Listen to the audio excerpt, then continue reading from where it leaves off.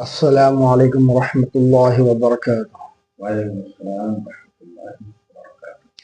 نحمده ونصلي ونسلم على حبیبہ الکریم الامین العزیز الرؤوف الرحیم، اما بعد فاعوذ باللہ من الشیطان الرجیم،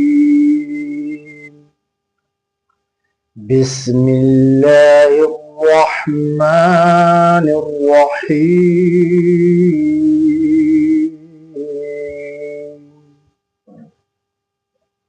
اهدنا الصراط المستقیم،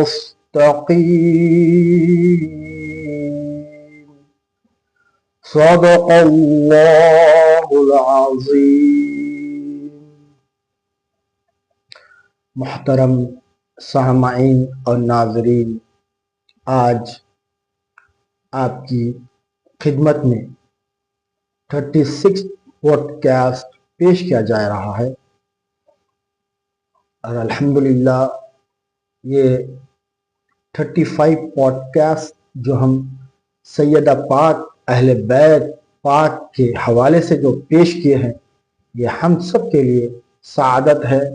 اللہ کی توفیق سے ہم نے اس کو پیش کیا ہے، انشاءاللہ آگے پیش کریں گے۔ آج نہایت ہی اہم موضوع، بہت ہی امپورٹنٹ ٹاپک، جو بہت ہی سینسیٹیو، بہت ہی حساس گفتگو ہونے جا رہی ہے۔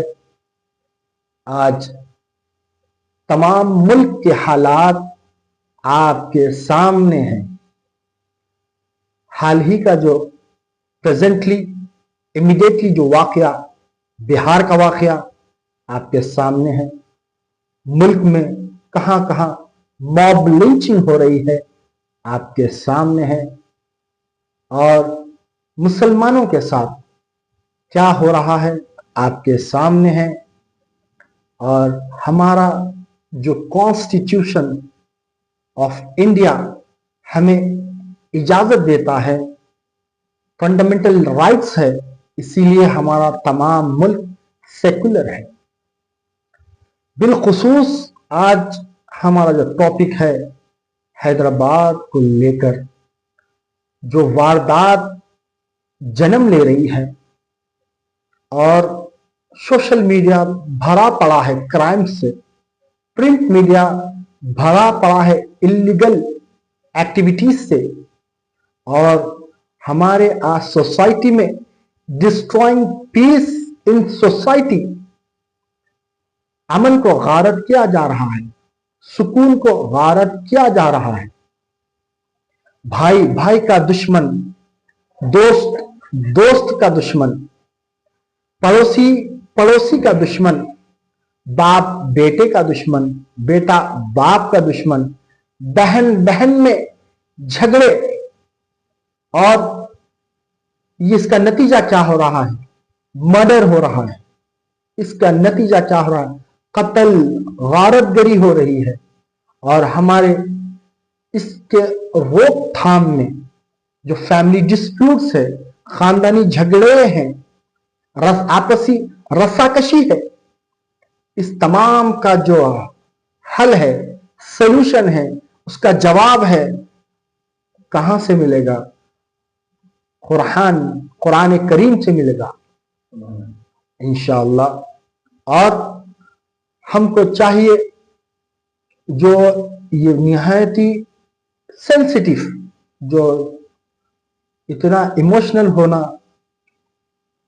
کہ سوشل میڈیا پر آئیں گے تو جو اسلام کا پیکر، جو اسلام مذہب ہے، امن کا مذہب ہے، سلامتی کا مذہب ہے، پیس کا ہے، لو ہے، افیکشن ہے، اس کے اندر یہی مذہب میں نفرتیں جنم لے رہی ہے۔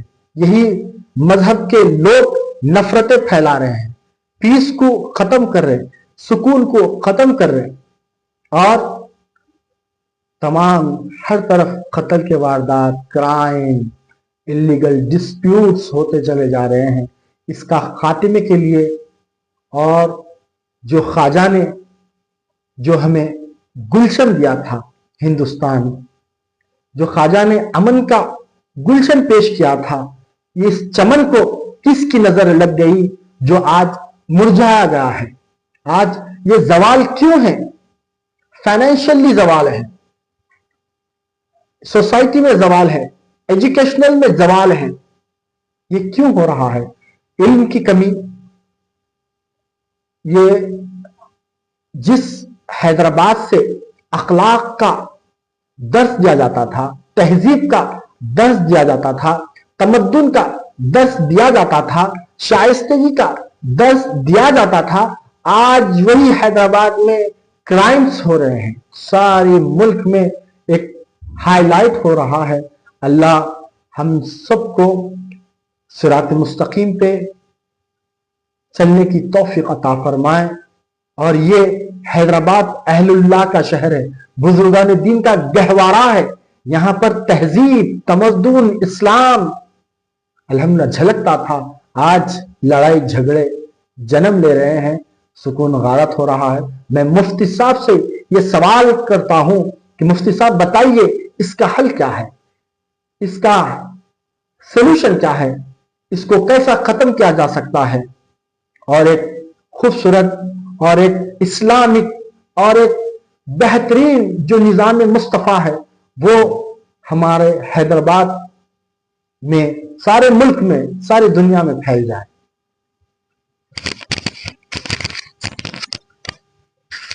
نحمده ونصلي ونسلم على حبيبه الكريم الأمين العزيز الرؤوف الرحيم وعلى آله وأصحابه الأفضلين الأكرمين أجمعين، أما بعد، فأعوذ بالله من الشيطان الرجيم.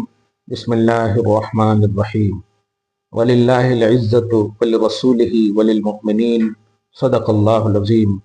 الصلاة والسلام عليك وعلى آلك وأصحابك واہل بیتک یا رسول اللہ صلی اللہ تعالی علیہ وسلم.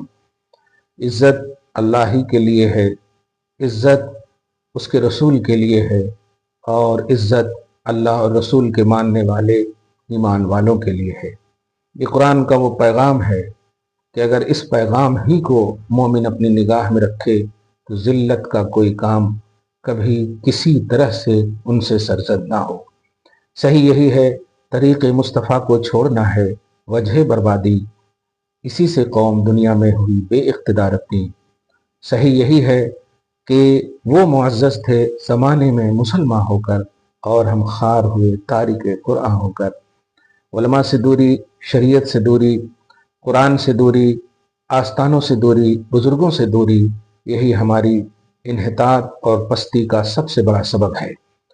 میں نے قرآن پاک سورہ منافقون کی آیت نمبر 8 تلاوت کی کہ جس قرآن لا ریب نے، بے شک جس میں کوئی شک نہیں ہے، اس وقت جب نازل ہوا اس وقت کا یہ چیلنج ہے. 1400 سال کے بعد تو مکمل امپاسبل ہے. اس قرآن نے جب یہ مژدہ دیا مومنوں کو تو یہ ہو ہی نہیں سکتا کہ مومن ایمان والوں کے پاس ذلت آئے. آپ نے کل کی تجوید اور قرأت میں بھی ایک آیت پڑھی، سورہ یونس کی آیت نمبر 62:3 کے بعد بھی میں نے ایک آیت تلاوت کروائی، لا يحزنك قولهم ان العزت للہ جميعا. عزت کس کے پاس ہے؟ ساری کی ساری اللہ کے پاس ہے. ظاہر ہے وہ کسے عطا کرے گا؟ نبی کو. اس آیت نے اس کی مزید وضاحت کر دی کہ اے لوگو عزت چاہتے ہو، میں نے اپنے حبیب کو دیا، اور حبیب کے صدقے میں جو بھی اتباع نبوی کرے گا ان سب کو بھی عزت دوں گا. تو اسی طرح آپ نے جو منظر پیش کیا ہے، خاکہ بڑا خوبصورت پیش کیا کہ جس ملک پر، جس ملک کے لیے نبی نے اپنا جانشین بنا کر غریب نواز کو بھیجا، وہ غریب نواز جو امن و شانتی کا پیکر بن کر آئے، اور امن و شانتی جو مذہب اسلام کی روح ہے اس کو عام سے عام تر کیا.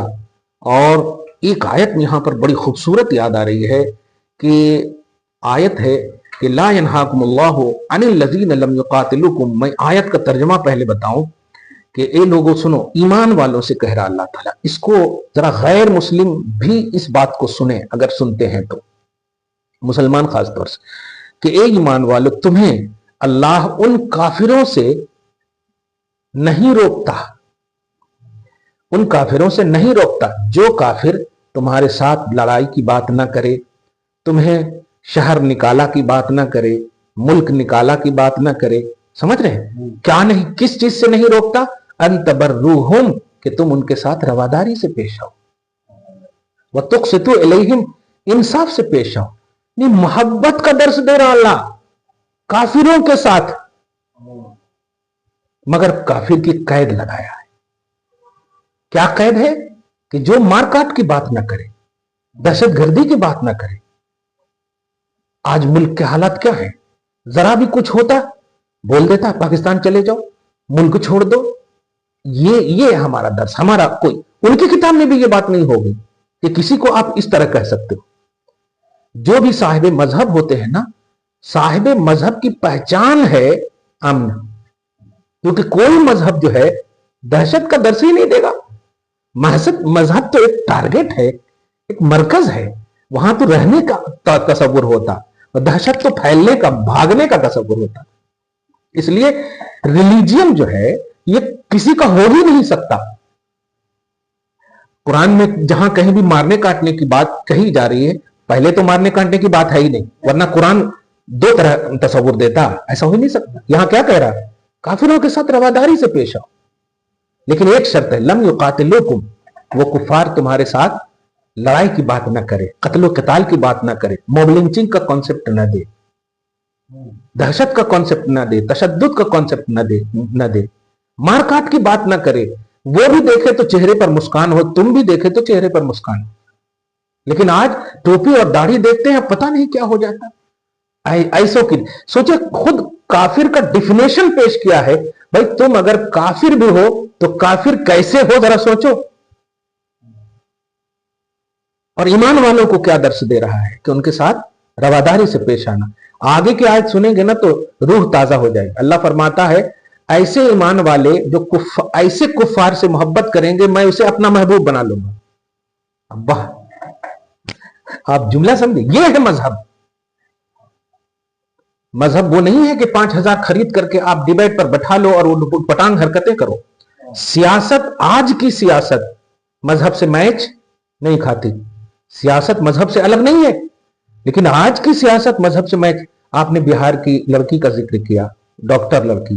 मैं कोई भी मजहब की होगी, किसी भी कास्ट की होगी, कभी भी किसी भी तरह से बहैसियत औरत सम्मानित है, वो इज्जतदार है, वो हर दुपट्टा वाली इज्जतदार है, हर ओढ़नी वाली इज्जतदार है, हर औरत इज्जतदार है। हर मजहब की औरत, हर औरत का हमें, हर औरत इज्जतदार है। इसलिए नहीं हम डिफेंस कर, बल्कि आज तो मुसलमानों से कहीं ज्यादा गैर मुस्लिम लोग उनके पक्ष में हुए हैं। सवाल इतना सी है कि एक सम्मानित पोजीशन पर, एक सम्मानित पोजीशन पर बैठा शख्स इस तरह खुलेआम मीडिया के सामने, जबकि वो आपकी बेटी या पोतरी की मंजिल में है। आप प्यार से भी कह सकते थे, बेटी अवार्ड ले रही हो, जरा सबको दिखा दो ताकि तुम प्रेरणा बनो दूसरों के लिए, आइडियल बनो दूसरों के लिए। इस तरह भी कर सकते थे। हो सकता वो दिखा देती चेहरा, नहीं दिखाती तब भी आप जोर नहीं देते, क्योंकि वो उनका फंडामेंटल राइट्स है। सही है ना? कॉन्स्टिट्यूशन ऑफ इंडिया की जो किताब है, उसकी बुनियादी पेज पर आप देखेंगे कि फ्रीडम ऑफ रिलीजियन। आप 35 पार्ट पढ़िए, 14 पढ़िए, 37 पढ़िए, ये सब जितने भी हैं पॉइंट्स एकदम साफ है हर एक। इसी के लिए तो इसको सेकुलर मुल्क कहा जाता है कि हर मजहब वाले को अपने अपने मजहब और रिलीजियन पर अमल करने की पूरी अथॉरिटी है। सही है? एक बात। और दूसरी आयत में, हाँ, उन लोगों से जरूर रोकता है जो मारकाट की बात करे। हाँ, देखा ना? मगर पहले देखिए रवादारी का दर्श दे रहा है। यह है खूबसूरत। अब कोई ऐसी आयत आप ला दें कि कुरान कहता है मुशरिक को मारो, तो फिर इसमें क्या कहा कुरान ने? कुरान दो तरह की बात तो नहीं करेगा ना। और कुरान को समझने के लिए तो नबी और सहाबा होना ना, कि आपकी डिक्शनरी होना। जहां कहीं भी कुफार के हवाले से कहा गया कि कत्ल करो, ये करो, वो करो, वो उनको नहीं कहा गया है जो मोहब्बत से, अमन से, शांति से रहना चाहते। वो लोग जो लड़ाई की बात करते, जो कत्ल की बात करते, मारकाट की बात करते, तो उसमें आम आदमी की क्या बात है भाई? आम हमारे घर में अगर आपस में लड़ाई हो तो हम मार थोड़े खा लेंगे अपने भाई से, हम कुछ तो करेंगे ना डिफेंस। तो हमारे डिफेंस में अगर सामने वाला मर रहा है तो हमें जालिम कहा जा रहा है? नहीं नहीं नहीं। खुलासा ये कि हमारा मजहब अमन वाला था। ये एक पार्ट हुआ आपके सवाल का। یہ عمومی پارٹ جس کو کہیں. اب دوسرا پارٹ سنیے کہ آخر ہمارے مسلمان کے زوال کا سبب کیا ہے. یہ سب سے بڑی اہم بات آپ نے پوچھی ہے، تو اس کو میں نے تحریر کیا ہے سورہ توبہ کی آیت نمبر 36 کے تحت، جس میں اب چونکہ رجب کا مہینہ بھی آ رہا ہے، جس میں اللہ پاک فرماتا ہے کہ اللہ کے نزدیک مہینوں کی گنتی جو ہے وہ 12 ہے، اس دن سے جب سے اللہ نے آسمان و زمین کو بنایا ہے. ان میں 4 مہینے حرمت والے ہیں، تو ان مہینوں میں اپنی جان پر ظلم نہ کرو.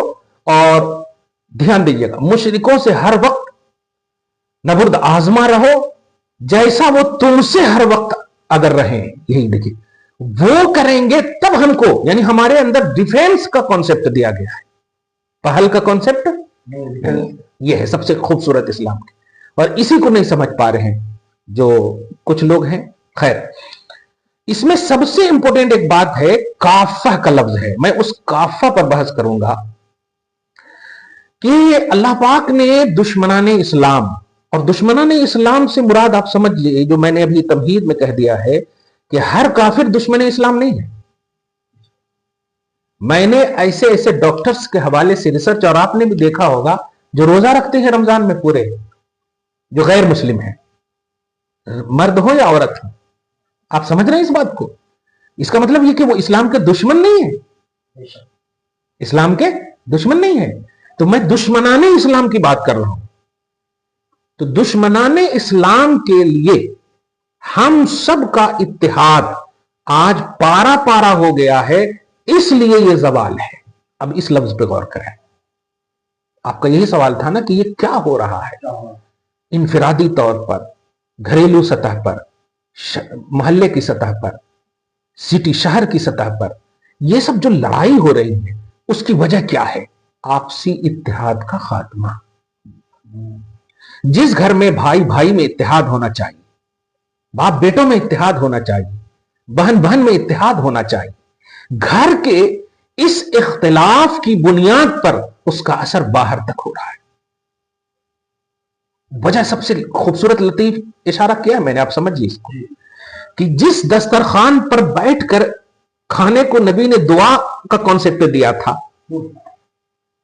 آپ سمجھ رہے ہیں، نبی نے کھانے کو دعا کا کانسیپٹ دیا تھا کہ اگر بیٹھ کر کھاؤ گے تو برکت ہوگی. آج بھائی ادھر کھا رہا ہے، باپ ادھر کھا رہا ہے، ماں ادھر کھا رہی ہے، شیرازہ بکھر گیا ہے گھر کا. تو سب سے بڑی وجہ زوال کی آپسی اتحاد کا خاتمہ. صحابہ کرام کو ذرا سے اندازہ لگائیے، ایک بھی ایسے صحابی کو آپ بتائیے کہ کبھی بھی جنگ کے حوالے سے اعتراض کیا ہو، میں نہیں جاتا تم جاؤ. بلکہ صحابہ کا جملہ ہوتا تھا، یا رسول اللہ ہم موسیٰ کی قوم نہیں ہے کہ ہم آپ کو اکیلے چھوڑ دیں، چلیے ہم بھی چلتے. دیکھیے بحر ظلمات میں دوڑا دیے گھوڑے ہم. تو صحابہ کیوں کامیاب ہوئے؟ بدر میں، حنین میں، تمام غزوات میں کیوں کامیاب ہوئے؟ عروج کی اصل وجہ ان کا اتحاد ہے.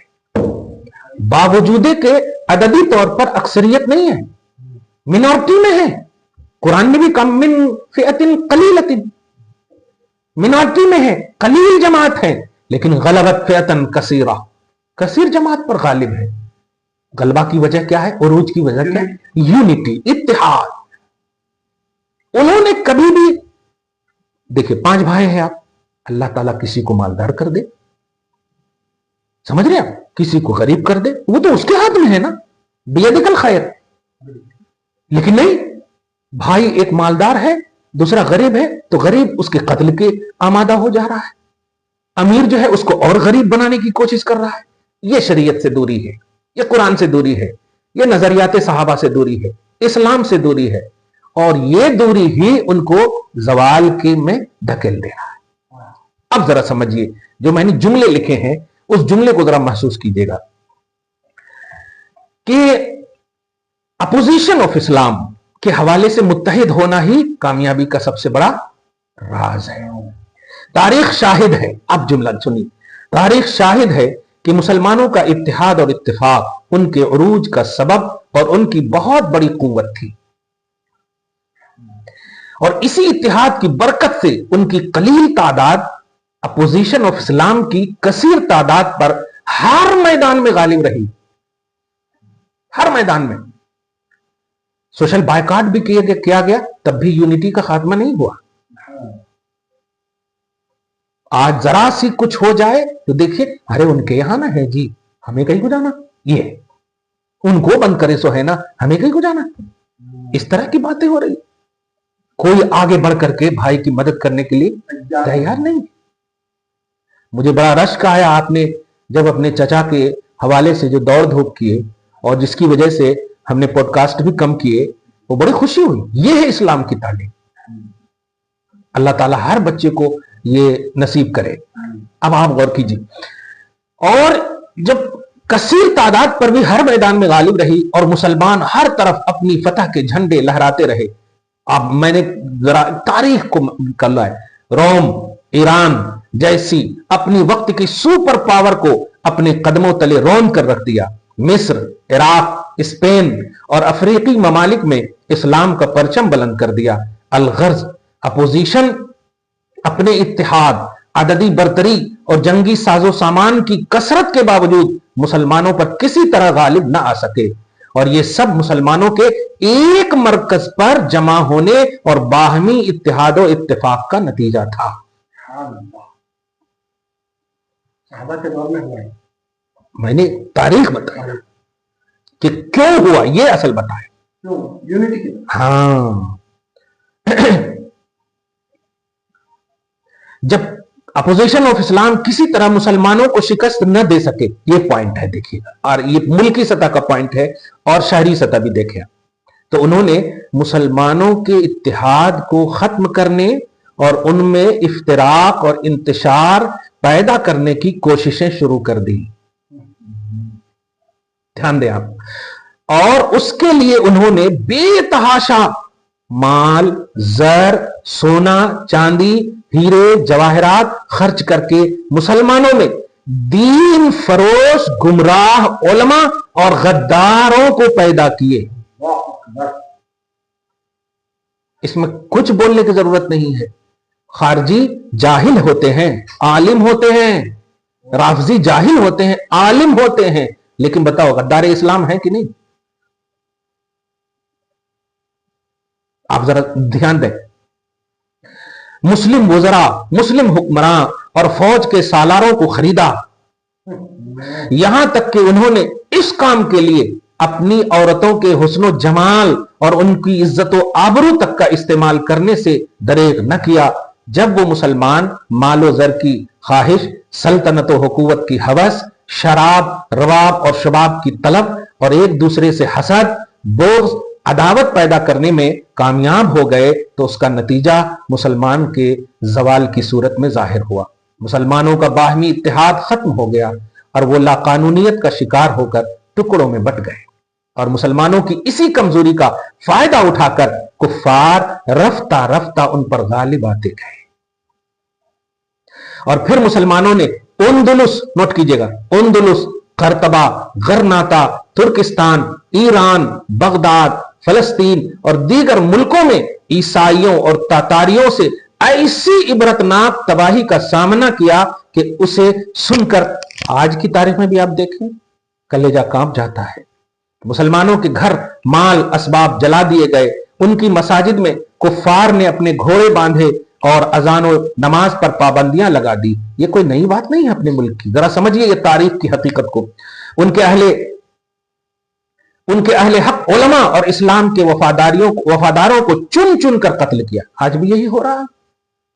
کتنے دن سے وہ ہمارے, ابھی کچھ دن پہلے مفتی سلمان اظہری صاحب کو, پھر اس سے پہلے ابھی توقیر رضا خان صاحب کو ڈالے ہوئے ہیں, اور کوئی غنی صاحب ہیں وہ ان کو بھی ڈالے ہوئے ہیں. یہ پرانی سازش کے تحت کام ہو رہا ہے. خیر, ان کے علمی و روحانی مراکز تباہ و برباد کر دیے گئے. بغداد میں مسلمانوں کے علمی ورثے کو جب دریائے نیل میں, یہ ایک حقیقت دیکھیے, جب دریائے نیل میں غرق کیا گیا تو اس کی سیاہی سے دریا کا پانی سیاہ ہو گیا. باپوں کے سامنے بیٹوں, شوہروں کے سامنے بیویوں, بھائیوں کے سامنے بہنوں اور بیٹوں کے سامنے ان کی ماؤں کی عزت کو تار گیا مسلمان حسرت کے آنسو بہانے کے سوا کچھ نہ کر سکے.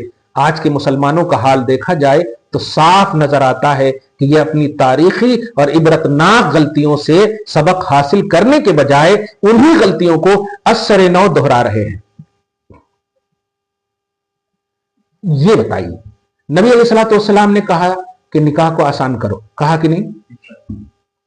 لیکن آج کی تاریخ کی بات کر رہا ہوں میں, زنا آسان ہے یا نکاح آسان ہے؟ آج زنا آسان ہو گیا, نکاح ڈیفیکلٹ ہو گیا, مشکل ہو گیا. جبکہ نبی نے کہا تھا نکاح کو اتنا آسان کر دو کہ زنا مشکل ہو جائے. ایک دم الٹا ہو گیا کہ نہیں؟ میں ان بڑے بڑوں سے بھی کہنا چاہتا ہوں, آپ لاکھوں کروڑوں خرچہ کرتے ہو, کبھی غور کیا تم نے محلے کی ان غریب بیٹے اور بیٹیوں کے دلوں پر کیا گزرتا ہے؟ تو زبان سے بد دعا صرف لینا چاہتے ہو, نہیں, دل سے جب آہ نکلتی ہے نا تباہی. یہ بڑے بڑے کیسز دیکھے میں نے, رات میں شادی ہوئی, دوسرے دن سے جھگڑے شروع, نہ نماز کا اہتمام اور نہ ہی شریعت کی پاسداری. فنکشن ہال میں جب عشاء کا وقت ہے اور جو لوگ نماز نہیں پڑھے ہیں وہ جماعت کیوں نہیں کرتے ہیں؟ کیا سب ناپاک ہیں وہاں؟ ہر فیسلٹی تو وہاں موجود ہے, اور فنکشن ہال تم خریدے بھی ہوئے ہو, کیوں نہیں تم نماز کا اہتمام کر رہے ہو؟ عورتیں اپنا اہتمام کریں. بتائیے, جو نبی کی سنت تھی اس کے لیے فرض کو ترک کر رہے ہو, اور پھر کہہ رہے ہو کہ ہمیں جھگڑا نہیں ہوگا, اختلاف نہیں ہوگا, ہماری موب لنچنگ نہیں ہوگی, ہمارے یہاں قتل و غارت نہیں ہوگی. شریعت کی پامالی سے آپ کو سکون ملے گا؟ نہیں نہیں نہیں نہیں, ہرگز ہرگز نہیں ملے گا. تو ایک مرکز پر جمع ہو کر متحد ہونے کی بجائے مختلف ٹکڑوں میں بٹ کر اور کفار کا دست نگر ہو کر زندگی گزارنے کو عظیم سعادت سمجھ بیٹھے ہیں. اپنی حکومت اور اپنی سلطنت بچانے کی خاطر کفار کے آگے ایڑیاں رگڑ رہے ہیں اور ان کی ناراضی کو اپنی محتاجی کا پروانہ سمجھتے ہیں. مسلمانوں کی اخلاقی اور ملی تباہی کے لیے کفار کی طرف سے بنے گئے جالوں میں بری طرح پھنسنے کو اپنی کامیابی تصور کرتے ہیں. چھوٹی سی بات دیکھیے نا بھائی, آپ نے کسی کو ووٹ دے کر کے آپ نے ایم ایل اے بنایا, ایم پی بنایا, جو بھی بنایا, ٹھیک ہے, لیکن جب وہ ایم ایل اے یا ایم پی بن جاتا تو آپ کو ٹائم دینے کو بھی تیار نہیں. مطلب کوئی اور دنیا کا ہو گیا کیا؟ جو ہمارے بازو میں بیٹھنے والا, جس اسلام نے کہا تھا آپس میں بھائی بھائی ہو, آج اس سے اپوائنٹ لینا پڑ رہا ہے ہمیں ملنے کے لیے. یہ ہے, یہ کیوں ہو رہا ہے؟ کیونکہ وہ بس دنیاوی ہوس اور لالچ میں پڑھے لکھے ہونے کے باوجود بس ان کو خرید بنا لیا ہے کہ نہیں تم نہیں دے سکتے ٹائم, تم یہ نہیں کر سکتے. یہ منظر میں نے کھینچا. کسی مسلم ملک پر کفار حملہ کرے تو یہ اپنے مسلمان بھائیوں کی جان و مال اور عزت و آبرو کی حفاظت کے بجائے کفار سے ان کے سودا کر لیتے. مسلمانوں کو تباہ و برباد کرنے کے لیے ہر طرح سے کفار کا ساتھ دیتے ہیں, اور کفار سے پٹنے والے مسلمانوں کا حال و انجام دیکھ کر یہ تصور کرنا گوارا نہیں کرتے کہ کفار نے اپنے منظور نظر مسلمانوں کو جو حال کیا, کل کو وہ یہ حال خود بھی دیکھ سکتا ہے, اس کا خیال نہیں رہتا. میں نے جو منظر کھینچا ہے, یہ منظر کو آپ محسوس کیجئے اور امت کو بتائیے کہ واقعی طریقے مصطفیٰ کو چھوڑنا ہے وجہ بربادی. اولئک هم الفائزون اولئک هم الغالبون حزب اللہ الا ان حزب اللہ هم المفلحون. اللہ کی جماعت غالب, یہی غالب. یہی کون ہیں؟ یہ وہی ہیں جو سیاہ و سفید نہیں, عربی و اجمی نہیں, ایک مصطفیٰ کے غلام. باپ بھی ہے تو غلام, بیٹا بھی ہے تو غلام, بھائی بھی ہے تو غلام. کیا عمر باپ نہیں ہے؟ عبداللہ بیٹے ہیں. ابو بکر باپ نہیں ہے, عبد الرحمن بیٹے ہیں. محسوس کریں آپ. تو نبی کے نام پر اگر اپنی زندگی گزاریں گے تو یاد رکھیے گا وہ نورانی دسترخوان بچھیں گے گھر میں, اور آپس میں محبت قائم ہوگی. اور جب گھر سے محبت لے کر باہر جاؤ گے تو قتل کا کانسیپٹ ایسے ہی ختم ہو جائے گا, موب لنچنگ کا خیال تک نہیں. محبت تم نے خدا کی لی ہے, رسول کی لی ہے اور شریعت کی لی ہے, اور جو اس پیمانے میں رہتا ہے نا تو بحر ظلمات میں بھی گھوڑے دوڑا دیتا ہے. وہ ہزاروں کے سامنے بھی رہو گے, تمہاری سیکورٹی کے لیے اللہ تعالیٰ فرشتے کو پیدا کر دے گا. ایک حدیث سن کر کے ختم کر رہا ہوں میں کہ نبی علیہ الصلوۃ والسلام فرماتے ہیں جو اللہ کی راہ میں عام طور پر ابن سبیل بولتے ہیں طالب علم کو آج کے حساب سے، طالب علم کے حوالے سے ایک حدیث ہے کہ اللہ تعالیٰ ایک خاص فرشتوں کی جماعت کو رکھا ہے، اور کس لیے رکھا ہے کہ لتضع اجنحتها، کہ اپنے بازوؤں کو بچھا دیں. ابا ان الملائکہ، فرشتے اپنے بازوؤں کو بچھا دیں. اور یہی نہیں، رضا لطالب العلم، جو علم نبوی شریعت کو سیکھنے کے لیے صرف قدم بڑھائیں، ان کی سیکورٹی کے لیے، ان کی حفاظت کے لیے اللہ نے فرشتے رکھے. میں اسے ایک نقطہ دے رہا ہوں کہ جو صرف سیکھنے کے لیے جائے تو اللہ فرشتوں کا انتظام کر دے. اے بہن، اے بھائی، تو سیکھا ہوا ہے اسلام، تو جانتا ہے 5 وقت کی نماز، تو جانتا ہے باپ ماں کا حق. سوچے جو خالی سیکھنے کے لیے دے، جن کے پاس نالج نہیں ہے، ان کے لیے جب اللہ فرشتے کا انتظام کر سکتا ہے، اگر تیرا قدم کٹوں پر کے بجائے مسجد کی طرف جائے گا تو بتاؤ فرشتے حفاظت کیسے نہیں کریں گے؟ آنے والی گولی بھی اسی کی طرف لوٹ جائے گی، کیونکہ اللہ کا وعدہ ہے کہ میری طرف جو قدم بڑھے گا اس کی حفاظت کا ذمہ میں لیتا ہوں. آیا سمجھ میں؟ تو خلاصہ یہی کہ طریق مصطفیٰ کو چھوڑنا ہے وجہ بربادی. اسی سے قوم دنیا میں ہوئی بے اقتدار اپنی. اللہ تعالیٰ ہم سب کو سمجھ نصیب کرے. معزز سامعین و ناظرین، آپ نے سماعت فرمایا، کسی نے کیا خوب کہا تھا، وہ معزز تھے زمانے میں مسلمان ہو کر اور ہم خوار ہوئے تاریخ قرآن ہو کر. میں نے سوال کیا تھا مفتی صاحب سے، سارے ملک کے حالات جو چل رہے ہیں کہیں پر موب لنچنگ ہو رہی ہے، تو کبھی ہماری بہن کے پردے کو کھینچا جا رہا ہے، کبھی مرڈر ہو رہے ہیں، مسلمانوں کے ساتھ دنگے ہو رہے ہیں، مسلمان آپس میں اختلاف، مسلمان آپس میں نفرتیں، مسلمان آپس میں مرڈر اور تشدد ہو رہا ہے، قتل ہو رہی ہے، غارت گری ہو رہی ہے. اس کا حل کیا ہے؟ تو مفتی صاحب نے جو تاریخ پر نظر ڈال کر ہم کو سمجھایا ہے، پہلے جو درس دیا ہے، قرآن کہتا ہے مسلمان کو کہ ہم رواداری پیش کریں. کس کے ساتھ؟ کفار کے ساتھ بھی، ان کفار کے ساتھ بھی. رواداری کا درس قرآن دیتا ہے.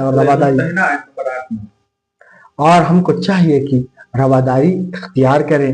اور اس کی سب میں بڑی وجہ یہ ہے کہ مسلمان کتاب اللہ قرآن مجید سے دور ہو گیا ہے. جب کافروں کے ساتھ اسلام رواداری کا حکم دے رہا ہے، بھائی بھائی کیسے قتل کر رہے ہیں، مسلمان آپس میں بھائی بھائی کا کیسے، چوری چوکی کا جو مسئلہ وہ مسلمان ہیں، آپ مسلمان ہیں. غیروں کے ساتھ رواداری، اپنے ساتھ قتل. اللہ اکبر. غیروں کے ساتھ رواداری کا حکم قرآن دے رہا ہے، اور ہم کو چاہیے کہ رواداری اختیار کریں. غیروں کے ساتھ رواداری کا اختیار کرتا ہوں. مسلمان تو بس شکر شیرین ہو جانا چاہیے، محبت جو عام کرنا چاہیے. اور ہم کو چاہیے کہ جو غیروں کے ساتھ اچھا سلوک کریں. اور جو سب میں بڑی وجہ مفتی صاحب نے بتائی ہے کہ مسلمان آج قرآن سے دور ہو چکا ہے، مسلمان علماء سے دور ہو چکا ہے، مسلمان مسجدوں سے دور ہو چکا ہے، مسلمان سنت رسول سے دور ہو چکا ہے، مسلمان خانقاہوں سے دور ہو چکا ہے، مسلمان بارگاہوں سے دور ہو چکا ہے. یہ شہر اولیاء اللہ کا شہر ہے، بزرگان دین کا گہوارہ ہے. ہم بزرگان دین کے دامن سے دور ہو چکے ہیں. آج اسی لیے سکون مٹ چکا ہے، اور قتل غارت گری عام ہو چکی ہے، اور سوشل ایکٹیویٹیز کو عام کرنا چاہیے. اینٹی سوشل ایکٹیویٹیز جنم لے رہی ہے. اس کا نتیجہ کیا ہو رہا ہے؟ قتل ہو رہی ہے، کرٹیسائز ہو رہا ہے، اور نئے واردات، نئے تشدد پیش آ رہے ہیں. سارا پرنٹ میڈیا، الیکٹرانک میڈیا بھرا پڑا ہے. مفتی صاحب نے بہت ہی اچھی انداز سے ہمیں وہ بتایا ہے جو صحابہ اکرام کی جو جماعت تھی. صحابہ اکرام ہر غزوے میں مینارٹی کے बस मिनॉरिटी चंद थे, मगर कि बड़े बड़े हजारों पे लाखों पे फौकियत रख देते थे। अपोजिशन ऑफ इस्लाम पर अपना ऐसा डोमिनेट करते थे कि फतेह नुसरत उन्हें हासिल हो जाती थी और उन्होंने फतेह के झंडे गाड़ देते थे। और जो मुसलमानों के साथ जो तबाही आई है, जो बर्बादी आई है, जो जवाल आया है, किस लिए आया है? यूनिटी नहीं है, यूनिटी को तोड़ा गया है, मुसलमान को मुसलमान से लड़ाया गया है। ये यहूदी साजिशें हैं जो इसको हमको समझना होगा। और उलमा को खरीदा गया है, उलमा को खरीदा गया है और जो इस्लाम की तालीम उसके खिलाफ बोलते हैं। यही जो है सो हमारा पैगाम है कि हमको चाहिए कि अल्लाह ताला हमको कुरान से करीब कर दे, हुजूर की सुन्नत से करीब कर दे, उलमा से करीब कर दे, बारगाहों से करीब कर दे, ताकि ये दहशत